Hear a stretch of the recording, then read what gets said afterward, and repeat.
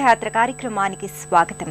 దేశంలో ఉన్న సుప్రసిద్ధమైన శక్తి పీఠాలలో అగ్రగణ్యమైనదిగా పేర్గాంచిన క్షేత్రం మధురైను నేటి తీర్థయాత్రలో వీక్షిద్దాం.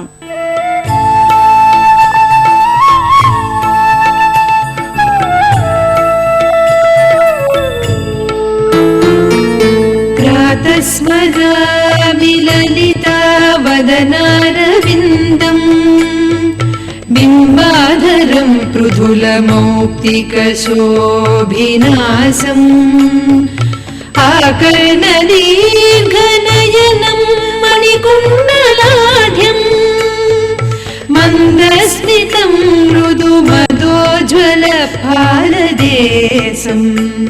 ప్రపంచంలోనే సుప్రసిద్ధ పుణ్యక్షేత్రంగా ఖ్యాతిగాంచిన మధురై శ్రీ మీనాక్షి సుందరేశ్వర స్వామి వార్ల ఆలయ విశేషాలను తెలుసుకుందాం. మీనాక్షి అమ్మవారి నామస్మరణంతో పునీతమవుతున్న పుణ్యధామం మధురై.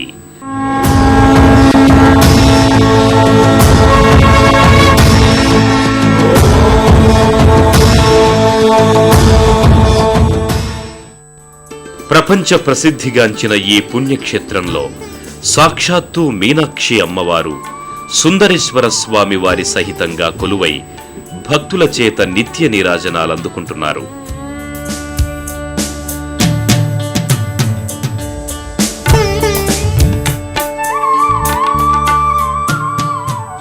భక్తులలో పారమార్థిక చింతనను పెంచే ఈ ధామం తమిళనాడు రాష్ట్రం చెన్నైకి సుమారు 350 కిలోమీటర్ల దూరంలో ఉంది.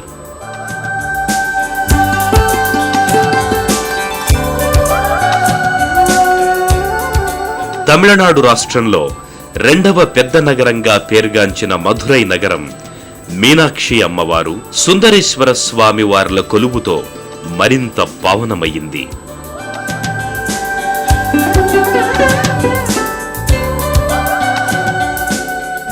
అత్యంత ప్రాచీనమైన మధురై క్షేత్రం వైగై నది సమీపంలో ఉంది.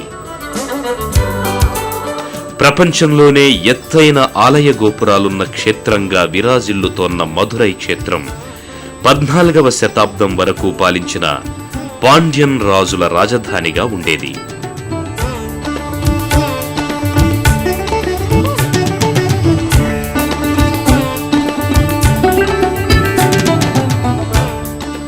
పాండ్యన్ రాజులలో ముఖ్యుడైన కులశేఖర రాజు మనోహరమైన కలువ పువ్వు ఆకారంలో ఉన్న మధురై నగరంలో ఈ ఆలయాన్ని నిర్మించినట్టు చారిత్రక ఆధారాల ద్వారా తెలుస్తోంది.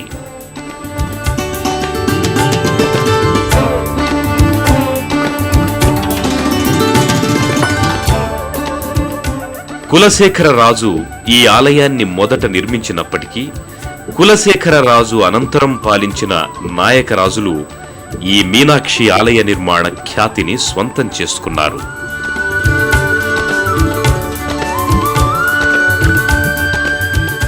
పదహారవ శతాబ్దం నుంచి 18వ శతాబ్దం వరకు పాలించిన నాయక రాజులు అనంతరం ఆలయ అభివృద్ధి నిర్మాణంలో తమదైన ముద్ర వేసుకున్నారు.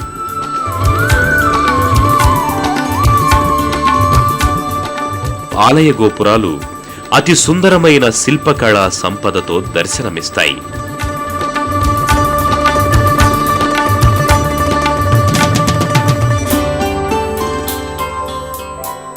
కళ్ళు మిరుమిట్లు గొలిపే దేవీ దేవతల కథా శిల్పాలు ఈ ఆలయానికి వన్నె తెచ్చాయి. అలాగే ఈ ఆలయానికున్న మరో విశిష్టత ఎత్తైన గోపురాలు. నయన మనోహరంగా అగుపించే ఈ గోపురాలు ఆలయానికి నలువైపులా దర్శనమిస్తాయి.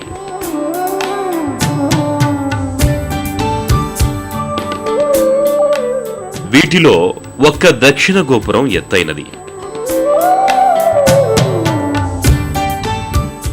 శ్రీ మధుర మీనాక్షి అమ్మవారి ఆలయానికి కొన్ని వందల సంవత్సరాల నాటి చరిత్ర ఉంది. మనోహరమైన గోపురాలతో అలరారుతున్న ఈ దివ్యాలయాన్ని పాండ్యన్ రాజులలో ముఖ్యుడైన కులశేఖర రాజు నిర్మించినట్లు చారిత్రక ఆధారాల ద్వారా తెలుస్తోంది. కులశేఖర రాజు అనంతరం నాయక్ రాజులు ఈ ఆలయ అభివృద్ధికి విశేషంగా కృషి చేసినట్లు తెలుస్తోంది. వారి తర్వాత అనేక మంది భక్తులు ఈ ఆలయ అభివృద్ధికి తమ వంతు కృషిని అందించినట్లు తెలుస్తోంది. 4 వైపులా 4 గోపురాలు, అలాగే మీనాక్షి సుందరేశ్వర స్వామి ఆలయాలు చుట్టూ మళ్లీ 4 గోపురాలు ఈ ఆలయ శోభను మరింత పెంచాయి.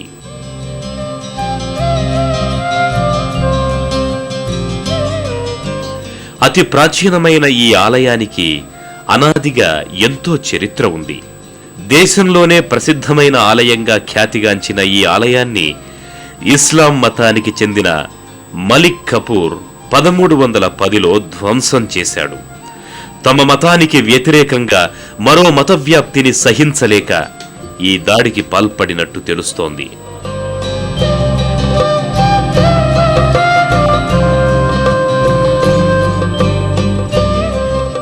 అప్పుడే ఈ ఆలయంలోని శిల్ప సంపద నాశనమయ్యింది.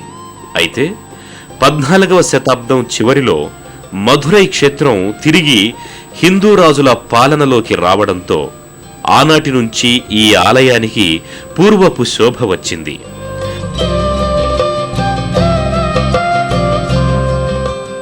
ఆనాటి రాజులు ఈ ఆలయాన్ని తిరిగి పునర్నిర్మించడంతో ఆలయానికి మరింత ప్రాధాన్యం పెరిగింది.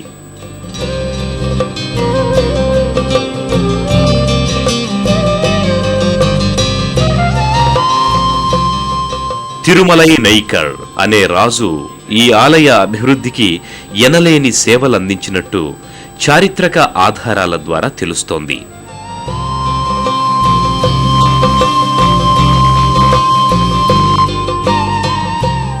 అనంతరం అనేక మంది రాజులు, భక్తులు ఈ ఆలయ అభివృద్ధికి విశేషంగా కృషి చేశారు. పూర్వం మధురై నగరాన్ని మన ఊరుగా పిలిచేవారు. కాలక్రమంలో అదే మధురైగా రూపాంతరం చెందింది.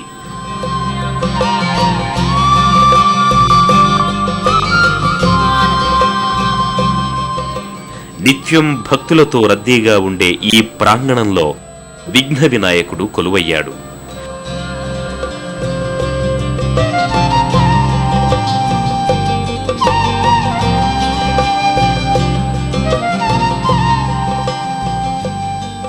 నిత్యము విభూదితో పూజలందుకునే ఈ వినాయకుడు భక్తులను అనుగ్రహిస్తాడని చెబుతారు.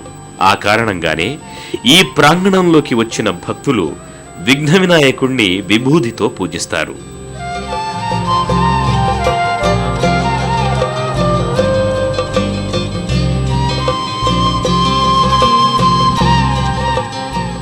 దీనికి ఎదురుగా నయన మనోహరంగా తెప్పకొలను ఉంది.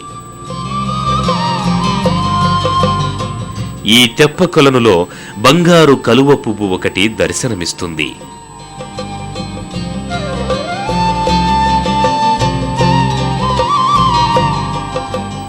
ఈ తెప్పకొలనులో పవిత్ర స్నానాలు పుణ్యఫలాలనిస్తాయని చెబుతారు.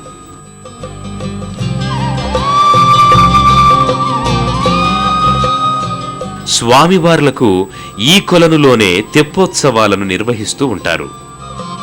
ఇక్కడే గోడల మీద మనోహరమైన చిత్రరాజాలు దర్శనమిస్తాయి.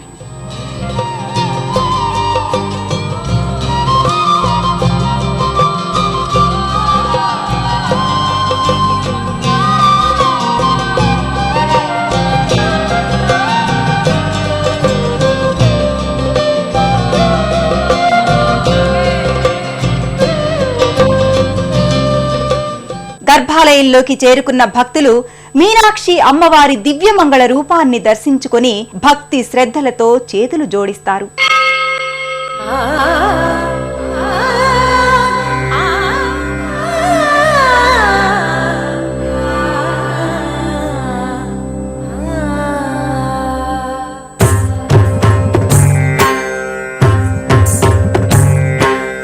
ఓం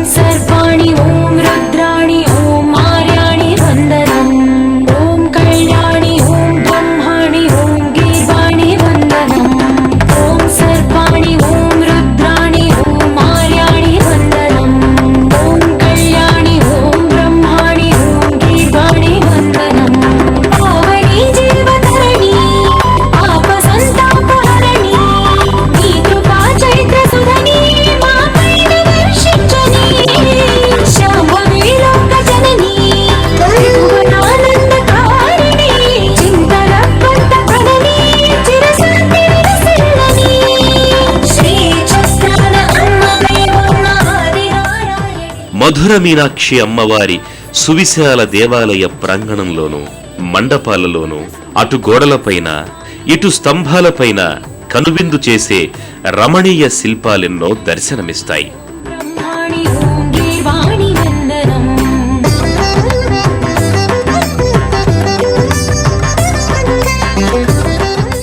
అమ్మవారి దేవాలయ కుడ్యాలపై అబ్బురపరిచే పురాణగాథల శిల్పాలెన్నో దర్శనమిస్తాయి. సజ్జన రంజని దుర్జన భంజని ధర్మ శిరోమణి. దక్షయజ్ఞ గాథను నిలువెత్తు శిలారూపాలుగా హావభావ పరంపరలు పొంగిపొరలే తీరున దక్షుడు, దాక్షాయణి, శివుడు, వీరభద్రుడు, వందల సంఖ్యలో గల ఆహుతులు తదితర శిల్పాలు జీవం ఉట్టిపడినట్టుగా కనిపిస్తాయి. పరాయణి అమృత వర్షిణి వేదవతి సూరధారిణి శైల విహారిణి మామాహి దేవి చిదానంద రూపిణి. ఓం సర్వాణి ఓం రుద్రాణి ఓం ఆర్యాణి వందనం. ఓం కళ్యాణి ఓం బ్రహ్మాణి ఓం గీర్వాణి వందనం.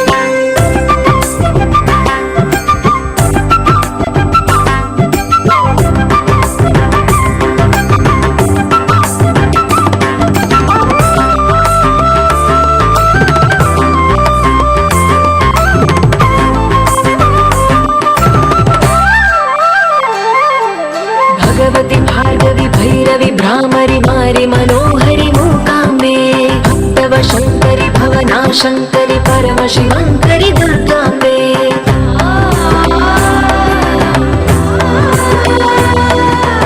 ఓంకారేశ్వరి వరబీజాక్షరి మాయి మహేశ్వరి జగదంబే. శ్రీ పరమేశ్వరి అఖిలాండేశ్వరి చాముండేశ్వరి భ్రమరాంబే. రౌద్రకాళి యోగమరాళి మా పాహి గౌరీ శివానంద లహరి. ఓం కరుణాక్షి ఓం హరిణాక్షి ఓం నళినాక్షి వందనం. ఓం కామాక్షి ఓం కమలాక్షి దేవి మీనాక్షి వందనం. మధురైలో సుందరేశ్వర స్వామివారి ఆవిర్భావానికి సంబంధించి ఓ పురాణ గాథ ప్రచారంలో ఉంది.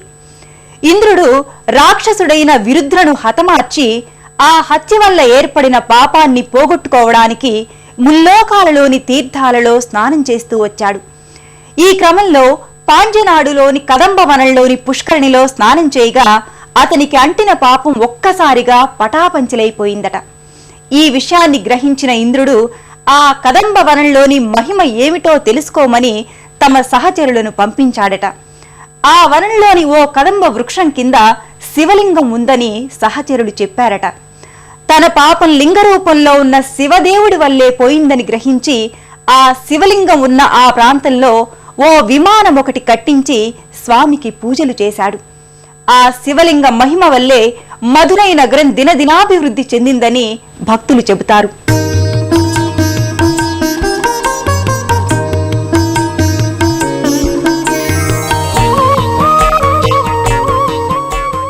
మధుర మీనాక్షి అమ్మవారి ప్రాణేశ్వరుడు సుందరేశ్వరుడు.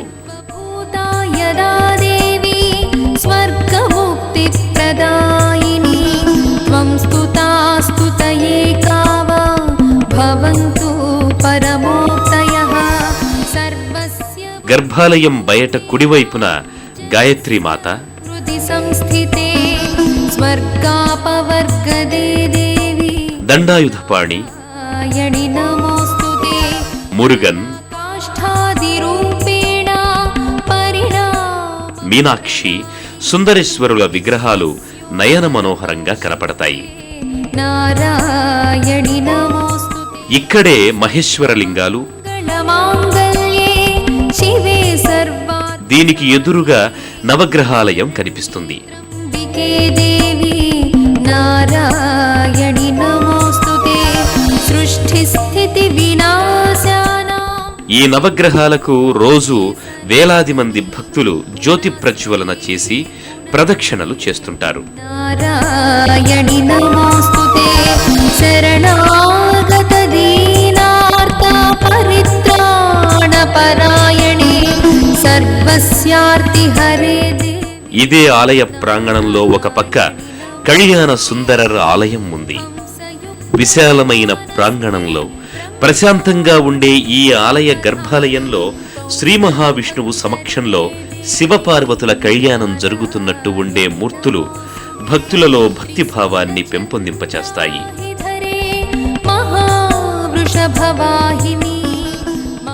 శ్రీ మహావిష్ణువు సమక్షంలో శివపార్వతుల కళ్యాణం జరుగుతున్నట్టు ఉండే మూర్తులు భక్తులలో భక్తిభావాన్ని పెంపొందింపచేస్తాయి.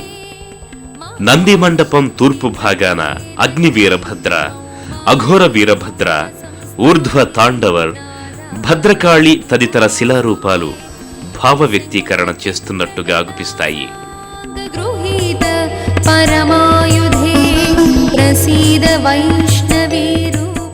ఆ శిల్ప నిర్మాణాలు చేసిన శిల్పుల ఏకాగ్రత, పనితీరులో మమైకత, దేవదేవునిపై అచంచలమైన విశ్వాసం ఈ శిల్పాల ద్వారా అవగతమవుతోంది. ఓం జయంతి మంగళా కాళీ భద్రకాళీ కపాలిని దుర్గా క్షమా శివా ధాత్రి స్వాహా స్వదా నమోస్తుతే నమోస్తుతే. ఇదే ప్రాంగణంలో ఆంజనేయ స్వామి, దేవి నమోస్తుతే. వివిధ దేవీ దేవతల శిల్పాలు దర్శనమిస్తాయి.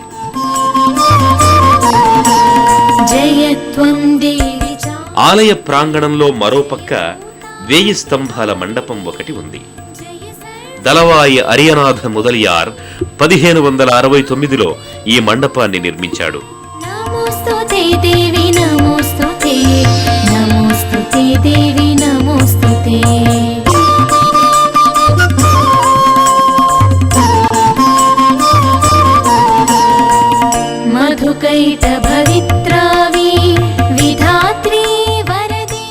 ఈ మండపంలో శివుడు, కన్నప్ప, అరియనాథ ముదలియార్, చంద్రమతి, హరిశ్చంద్రుడు, పాండ్యన్ రాజు, నాట్య గణపతి, సుబ్రహ్మణ్యేశ్వర స్వామి, నాగరాజు, సరస్వతి, విష్ణు, అర్జునుడు, ద్రౌపది, ధర్మరాజు, భీముడు, రతి, వీరభద్రుడు, అగ్ని, మోహిని తదితర శిల్పాలు నయనానందకరంగా దర్శనమిస్తాయి.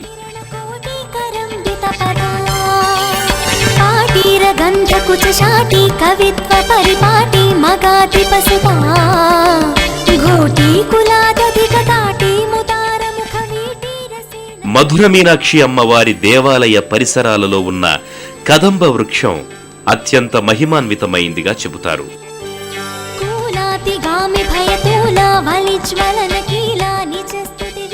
వేలాది సంవత్సరాల నాటిదిగా చెప్పబడుతోన్న ఈ కదంబ వృక్షం చుట్టూ ప్రదక్షిణలు చేస్తే సంతాన భాగ్యం కలుగుతుందని చెబుతారు.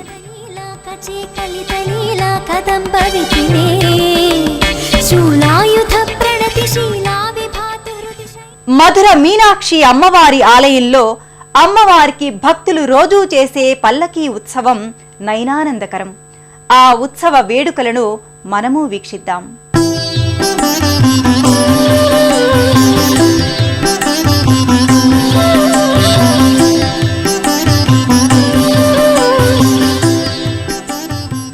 మీనాక్షి అమ్మవారి ఆలయంలో రోజూ చేసే పల్లకి ఉత్సవం అత్యంత నయనానందకరం. వందలాది మంది భక్తులు పాల్గొనే ఈ ఉత్సవంలో సుందరేశ్వర స్వామివారు మీనాక్షి అమ్మవారి ఆలయానికి వెళ్లడం, అమ్మవారు స్వామివారికి పాదపూజ చేసి లోపలికి తీసుకువెళ్లడం తదితర పూజా విధానాలను సంప్రదాయ సిద్ధంగా నిర్వహించి తరిస్తారు.